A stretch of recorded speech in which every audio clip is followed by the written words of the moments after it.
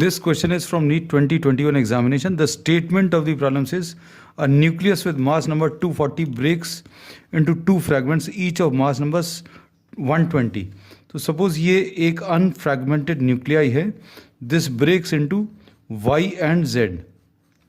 अब इनका जो मास नंबर है, मास नंबर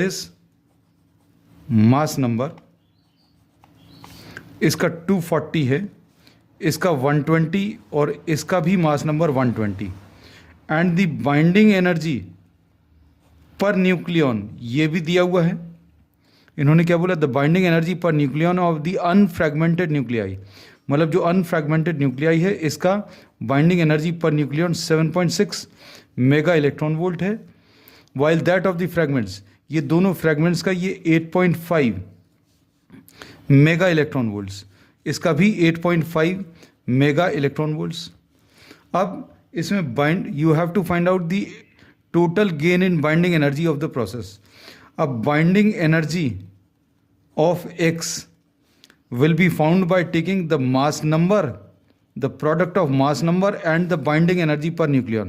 7.6 से मल्टीप्लाई कर दे और ये कितना आ जाएगा, इसको सॉल्व कर ले रहे हैं यहाँ पर.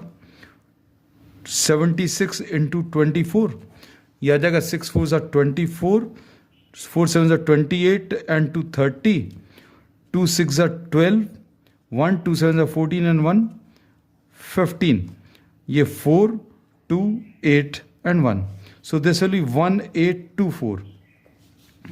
अब binding energy of y and z combined निकाल ले रहे हैं क्योंकि दोनों आइडेंटिकल हैं और 2 से मल्टीप्लाई कर देंगे. So this will be what, 2 times 120 into 8.5.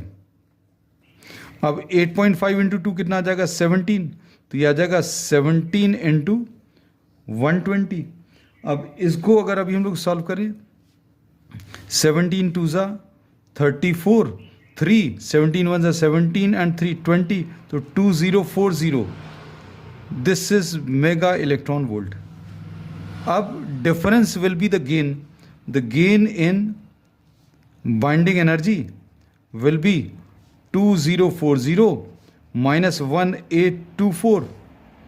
कितना आ जाएगा? ये 40 में से 24 16, तो 216 mega electron volt is the answer which is given in the third option. So third option is the correct answer.